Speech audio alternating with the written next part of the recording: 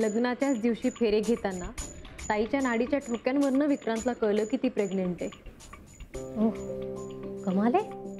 तरी त्याने लग्न नाही मोडलं, कारण ताईच्या आणि घरच्यांची सगळ्यांचीच अब्रू जाईल, त्यापेक्षा जो काही निर्णय घ्यायचा तो नंतर घेऊ अशा विचाराने. बरं, ताईने त्याला सांगितलं की ती लग्न आधी प्रेग्नेंट होती हे तिला माहिती नव्हतं. तिच्या इरेग्युलर पिरियडचं कारण तिने दिलं. तिला ते मूल नकोच होतं ताई.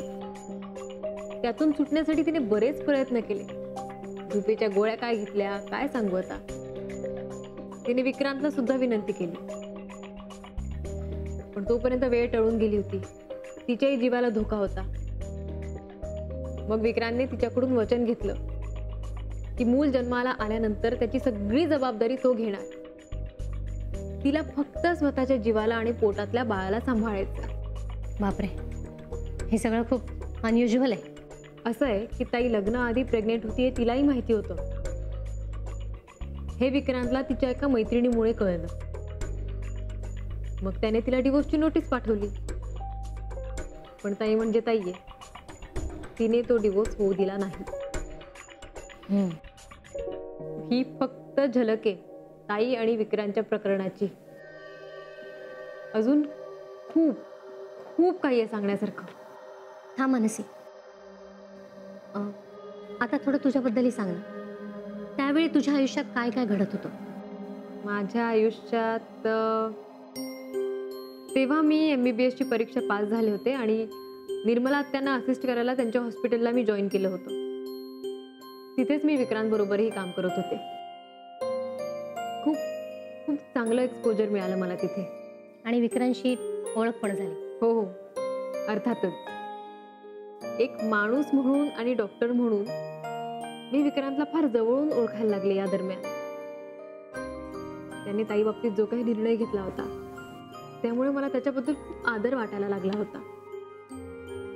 यु नो व्हॉट, ताईचा विचार करून तो त्याच्या घरच्यांशीही खोटं बोलला आणि बिचारा त्याच्यातच अडकत गेला. मी मात्र ठरवलं होतं की कधीही गरज पडली तर मी विक्रांतच्या बाजूने उभी राहणार. कारण मला दिसत होतं ताई फक्त त्याचा फायदा घेतीये. सरळ सरळ दिसत होतं मला ते. पण मग ताईनंतर तुझ्या लग्नासाठी काही प्रयत्न झाले नाही का? अर्थातच. आजी आजोबा शांत थोडी बसणार होते. वधूवर सूचक मंडळातून आजीने बरीच स्थळं आणली होती. त्यातलंच एक स्थळ म्हणजे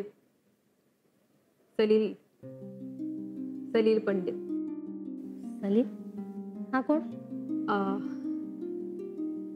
माझं त्याच्याशी लग्न ठरलं होतं ताई. काय? तुझं लग्न ठरलं होतं? पण ज्या अर्थी तू सिंगल आहेस त्या अर्थी ते मोडलं. सलीलनेच मोडलं. ओह, आय एम सॉरी. चांगला नव्हता का मुलगा? नाही नाही, खूप चांगला होता तो. आणि त्याचं माझ्यावर खरंच प्रेम होतं. मला नक्की कळत नव्हतं मला त्याच्याविषयी काय वाटतंय. आमचा साखरपुडाही झाला होता. पण मग नेमकं झालं काय? त्याला असं वाटलं की तो माझ्यासाठी योग्य नाहीये, कारण त्याचं जरी माझ्यावर प्रेम असलं तरी माझं त्याच्यावर प्रेम नाहीये. अच्छा, असं वाटलं त्याला? कारण त्याचं असं म्हणणं होतं की मी त्याच्यामध्ये विक्रांतला शोधतीये आणि विक्रांतच्या मनातही मीच आहे. आमच्यात एक अतूट असं नातं आहे जे आम्हालाही जाणवत नाही, पण त्याला ते जाणवलं. यू मीन तुमचं म्हणजे तुझं आणि विक्रांतचं एकमेकांवर प्रेम आहे असं वाटलं त्याला? हो, असं त्याला वाटलं. त्याने मला स्पष्ट सांगितलं ताई. जेव्हा त्याने मला सगळं बोलून दाखवलं ना, मी त्याचं म्हणणं खोडू नाही शकले. पण मग खरंच तुझं? अर्चना ताई, मी आणि विक्रांतने असा कधीच विचार केला नाहीये. आम्ही फक्त आमची मैत्री धरून होतो घट्ट, बास.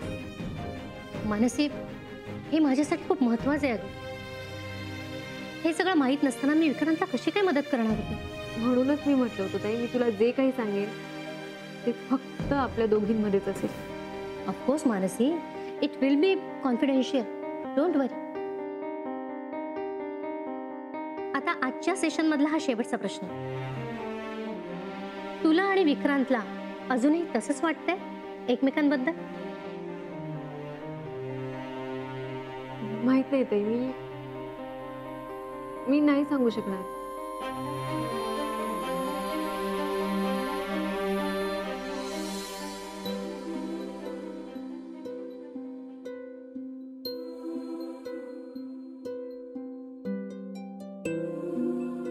आप कॉफी? नहीं, और कोई आने वाला है. ठीक है साहब.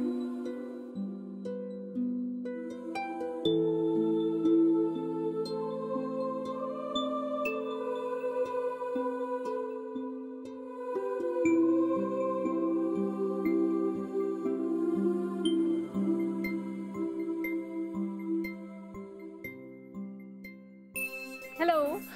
हाय तंबी, अभी 2 कॉफी दो. जी सर. कसं आहे? मस्त एकदम. अरे वा, कोणीतरी फार चांगल्या मूड मध्ये दिसतोय. कारण मी काही गोष्टी ठरवल्यात मनाशी. ओ, कुठल्या?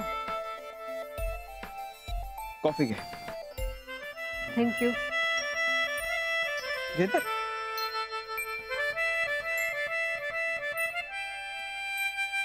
मी हॉस्पिटलला जायचं ठरवलंय. Wow Vikrant, that's great news. अगं, आत्या आली होती. म्हणजे ती आली फक्त म्हणूनच नाही, तू जे बोललीस त्यावरही मी जरा विचार केला आणि आत्याचंही तेच म्हणणं होतं. सो म्हटलं जाऊया हॉस्पिटलला. That's very good Vikrant. I am very happy.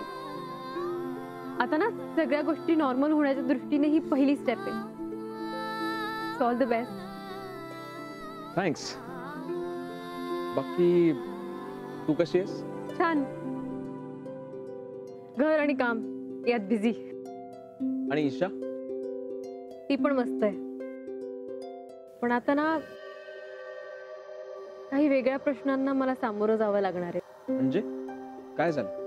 अरे ईशा ना खूप गोड आहे, खूप गुणी आहे आणि फार हुशार आहे ती मुलगी. पण तिचं फ्युचर कितपत नॉर्मल असेल ह्याची मला भीती वाटते रे. मानसी, काय झालंय? जरा जरा नीट सांगशील का मला? विक्रांत, तिला नॉर्मल आई बाबा नाहीये. मीच तिची आई आहे. आता ना आपलं हे जे काही सगळं कॉम्प्लिकेशन आहे हे तिला कसं समजावणार मी? आता कालच तिला शाळेत तिच्या बाबांचं नाव विचारलं. पण मग तुला माहितीये ना तिच्या बाबांचं नाव. सांगायचं, विक्रांत दळवी. विक्रांत, इतकं सोपं नाहीये ते. तुझं नाव लावायचं म्हणजे तिला ईशा विक्रांत दळवी असं लावावं लागेल. पण इतके दिवस मी तिला ईशा मानसी देशपांडे असं शिकवलंय. आता हे सगळं बदलायचं, हे सगळं तिला कसं समजवायचं? म्हणजे सगळ्यात प्रॉब्लेम आहे रे. हो, प्रॉब्लेम आहे तर खरा. Anyway, the good news is की तू परत हॉस्पिटलला जॉईन होतोयस. होपफुली आता माझं रुटीन सेट होईल. ऑफकोर्स, रेग्युलरली काम केल्यामुळे तुझ्या बुद्धीला चालना मिळेल. And you will be back to your normal life. I hope so. अब इस बात पे और एक कप कॉफी हो जाए. डेफिनेटली. तंबी, जी साहब. 2 कॉफी. जी साहब.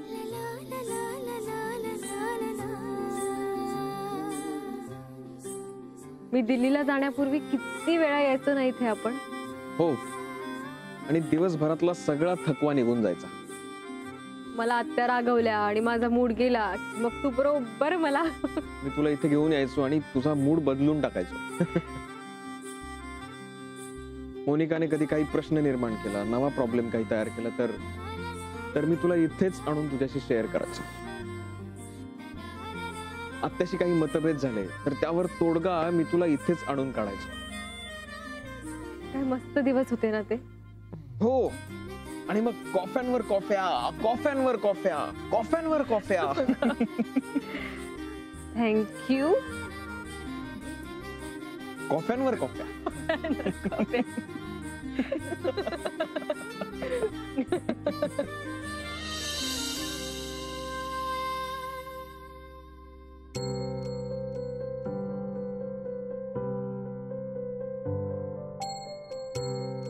चला जेवून घे. अहो विक्रांत बघा ना अजून आला नाही, किती वेळ झाला. अलका, इतके दिवस तो घरी बसून होता म्हणून तो घरी बसून राहतो म्हणून तू काळजी करत होतीस. आज बाहेर गेलाय तर अजून कसा आला नाही म्हणून काळजी करतेस. काय आहे? तुम्हाला नाही कळणार आईचं मन. अहो आम्हा आयांना ना मुलांची काळजी वाटतच राहते. म्हणजे तू काही झालं तरी काळजी करणारच ना. हो मग जेवून तरी काळजी कर ना. म्हणजे तू खाल्लेस की नाही काळजी मला नाही. कमालच करताय तुम्ही. काय बोलताय तुम्ही. आई बघा आलाच की नाही तो. आई आई मला लगेच जेवायला वाढ, मला खूप भूक लागली. पाहिलं म्हणून थांबले होते याच्यासाठी. चल. आणि हो, उद्यापासून मी आता पुन्हा आपल्या हॉस्पिटलला जायला सुरुवात करणार आहे. हो, आत्याशी माझं बोलणं झालंय आणि मी हॉस्पिटल जॉईन करण्याबाबत तिला आता काहीही तक्रार नाहीये. अरे वा, खूप आनंदाची बातमी दिली. नाहीतर काय, ही बातमी म्हणजे कसं सांगू का तुला,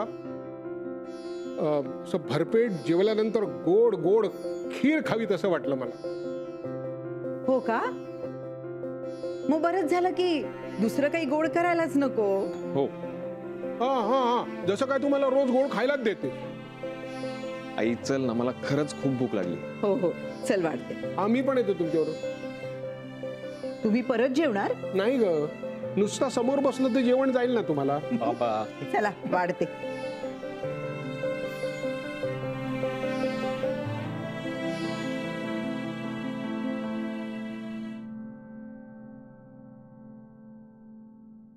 हाय.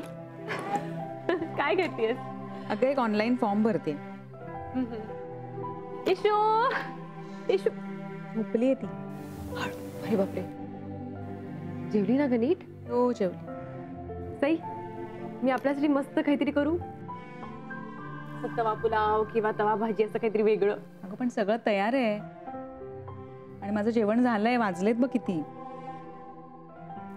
हे हो, माझ्या लक्षातच नाही आलं.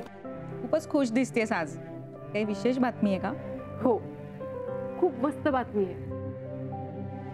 तुला माहितीये, विक्रांत फायनली हॉस्पिटलमध्ये जॉईन व्हायला तयार झालाय. वा वा, छान, चांगलंय. इथे आल्यावर तो मला पहिल्यांदा दिसला ते त्याच्या डॉक्टरांकडे, सायकॅट्रिस्टकडे. शॉक होता गो तो माझ्यासाठी. मला एकदम अपराधी वाटलं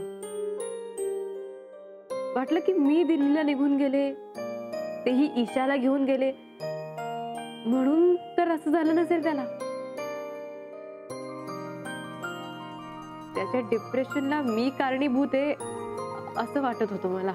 अगं पण तू तुझ्या अभ्यासासाठी दिल्लीला गेली होतीस ना, मग त्याचा काय संबंध? अगं कसं आहे, तो मला म्हणत होता की तू जाऊ नकोस. त्याने खूप रिक्वेस्ट केली मला, पण माझा डिसिजन ऑलरेडी झाला होता. खूप कारणं होती त्याला. म्हणून जेव्हा मी त्याला डिप्रेशन मध्ये बघितलं ना, मीच खचले ग. खूप गिल्टी वाटलं मला. पण आता सगळं दडपण निघून गेलंय. असं मोकळं आणि छान वाटतंय. मला पण खूप बरं वाटतंय तुला इतकं खुश झालेलं बघून. म्हणजे मी इथे आल्यापासून पहिल्यांदाच मी तुला इतकं मोकळं झालेलं पाहिलंय. काय सांगतेस. हवेत तरंगत असल्यासारखं. असं असंच खरंच वाटतंय मला तसं. तरंग मग तू. माझं झालं, मी जाते.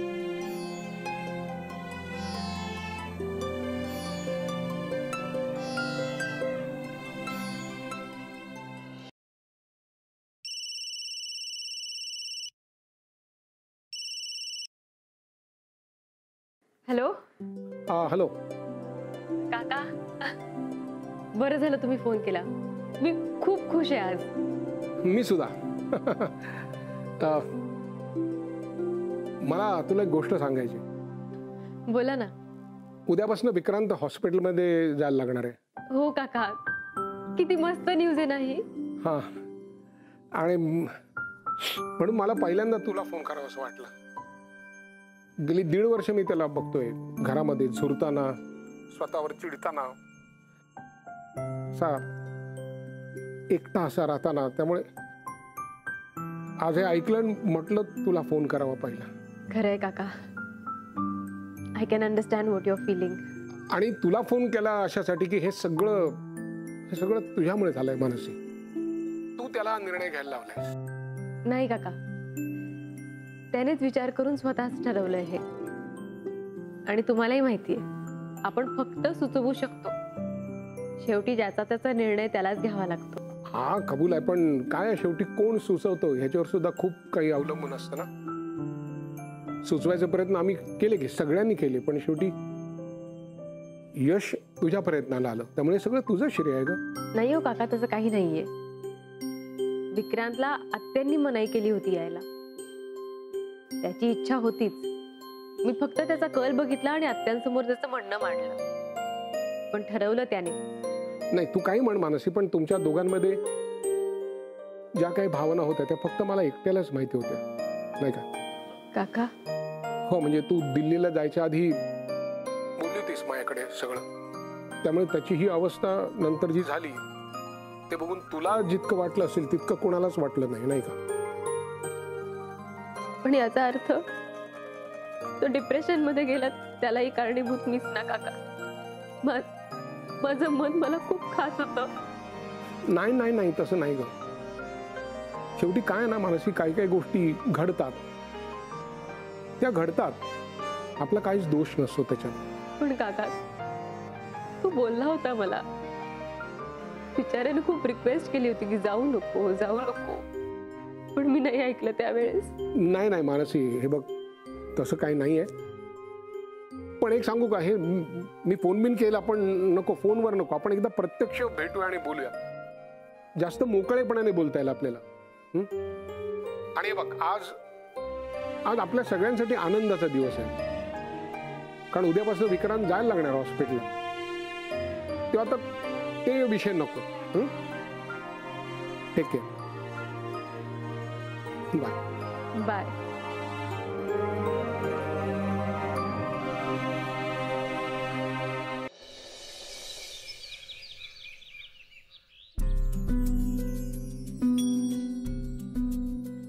काय ग? अगं, ईशा सत्ते काकूंकडे बसलीये आणि यायलाच तयार नाही. आणि त्या सुद्धा सोडायला तयार नाहीत तिला. तिथनं शाळेत घेऊन जा आता. तेच करणार मी आता. बरं, गंमत म्हणजे तिने त्यांच्याकडून एक डबा घेतला शाळेसाठी. हळूहळू सगळ्यांना वेळ लावणारी पोरगी. शाळेत तिच्या टीचरना काय सांगायचं ठरवलंस? आय डोंट नो, हे ठरवलं नाही का अजून. कॉम्प्लिकेटेड आहे सगळं. हो, पण ईशासाठी तुला ते सगळं सहज सोपं करावं लागेल ना. सुचत नाहीये ग. काय करू तूच सांग. मी एक सुचवू तुला? तू ना एक छान मुलगा शोध. ईशाबद्दल त्याला सगळं खरं खरं सांगून टाक. मग जर त्याने स्वीकारलं तर तू त्याच्याशी लग्न करून टाक. बघ, तुझं पुढचं आयुष्य किती सरळ होईल. वा सई बाई, काय छान उपाय सुचवलाय तुम्ही. अगं, मी खरंच सांगते, मी गंमत नाही करत आहे. हो, आणि अगदी सोपं आहे ना हे सगळं. हे एकच सोल्युशन दिसतंय तुला? तसं नाही, पण आता बघ ना, तुझं लग्न सुद्धा आता करायलाच हवं ना. का? माझं वय उलटून चाललंय असं वाटतं तुला? अगं तसं नाही ग. हे बघ, मला जे सुचलं, योग्य वाटलं ते मी सांगितलं. ओके ठीक आहे, माझं जाऊ दे ग. पण तुझं काय? माझं काय? तुमच्या लग्नाचं वय उलटून जायच्या आधी तुम्ही लग्न करा आणि खरंच विचार कर. सॉरी, विषय बंद. का ग? का आता? का? व्हेरी स्मार्ट आहे सई.